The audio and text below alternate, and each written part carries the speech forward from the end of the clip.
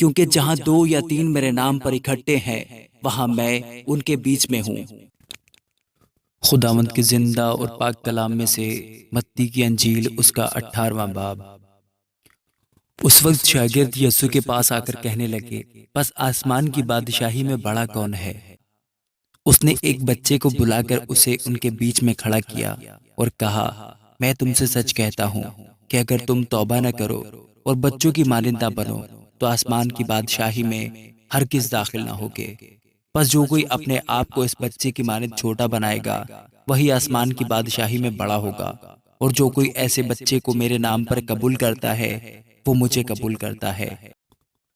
لیکن جو کوئی ان چھوٹوں میں سے جو مجھ پر ایمان لائے ہیں کسی کو ٹھوکر کھلاتا ہے، اس کے لیے یہ بہتر ہے کہ بڑی چکی کا پاٹ اس کے گلے میں لٹکایا جائے اور وہ گہرے سمندر میں ڈبو دیا جائے۔ ٹھوکروں کے سبب سے دنیا پر افسوس ہے، کیونکہ ٹھوکروں کا ہونا ضرور ہے، لیکن اس آدمی پر افسوس ہے جس کے باعث یہ ٹھوکر لگے۔ پس اگر تیرا ہاتھ یا تیرا پاؤں تجھے ٹھوکر کھلائے تو اسے کاٹ کر اپنے پاس سے پھینک دے۔ ٹنڈا یا لنگڑا ہو کر زندگی میں داخل ہونا تیرے لیے اس سے بہتر ہے کہ دو ہاتھ یا دو پاؤں رکھتا ہوا تو ہمیشہ کی آگ میں ڈالا جائے۔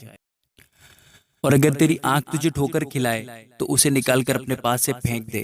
کانا ہو کر زندگی میں داخل ہونا تیرے لیے اس سے بہتر ہے کہ دو آنکھیں رکھتا ہوا تو آتش جہنم میں ڈالا جائے۔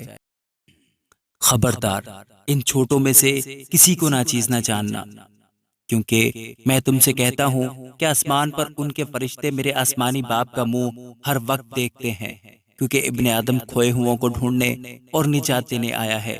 تم کیا سمجھتے ہو اگر کسی آدمی کی 100 بھیڑیں ہوں اور ان میں سے ایک بھٹک جائے تو کیا وہ 99 کو چھوڑ کر اور پہاڑوں پر جا کر اس بھٹکی ہوئی کو نہ ڈھونڈے گا؟ اور اگر ایسا ہو کہ اسے پائے تو میں تم سے سچ کہتا ہوں کہ وہ ان 99 کی نسبت جو بھٹکی نہیں اس بھیڑ کی زیادہ خوشی کرے گا۔ اسی طرح تمہارا آسمانی باپ یہ نہیں چاہتا کہ ان چھوٹوں میں سے ایک بھی ہلاک ہو۔ اگر تیرا بھائی تیرا گناہ کرے تو جا اور خلوت میں بات چیت کر کے اسے سمجھا۔ اگر وہ تیری سنے تو تو نے اپنے بھائی کو پا لیا، اور اگر نہ سنے تو ایک دو آدمیوں کو اپنے ساتھ لے کر جا، تاکہ ہر ایک بات 2-3 گواہوں کی زبان سے ثابت ہو جائے۔ اگر وہ ان کی سننے سے بھی انکار کرے تو کلیسیا سے کہہ، اور اگر کلیسیا کی سننے سے بھی انکار کرے تو اسے غیر قوم والے اور محصول لینے والے کے برابر جان۔ میں تم سے سچ کہتا ہوں کہ جو کچھ تم زمین پر باندھو گے وہ آسمان پر بندھے گا، اور جو کچھ تم زمین پر کھولو گے وہ آسمان پر کھلے گا۔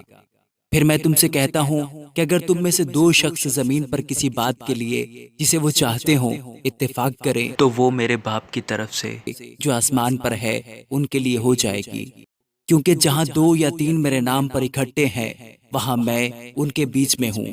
اس وقت پطرس نے پاس آ کر اس سے کہا، اے خداوند، اگر میرا بھائی گناہ کرتا رہے تو میں کتنی دفعہ اسے معاف کروں؟ کیا 7 بار تک؟ یسوع نے اس سے کہا، میں تجھ سے یہ نہیں کہتا کہ 7 بار، بلکہ 7 دفعہ کے 70 بار تک۔ بس آسمان کی بادشاہی اس بادشاہ کی مانند ہے جس نے اپنے نوکروں سے حساب لینا چاہا، اور جب حساب لینے لگا تو اس کے سامنے ایک قرضدار حاضر کیا گیا جس پر اس کے 10,000 توڑے آتے تھے، مگر چونکہ اس کے پاس ادا کرنے کو کچھ نہ تھا، اس لیے اس کے مالک نے حکم دیا کہ یہ اور اس کی بیوی بچے اور جو کچھ اس کا ہے سب بیچا جائے اور قرض وصول کر لیا جائے۔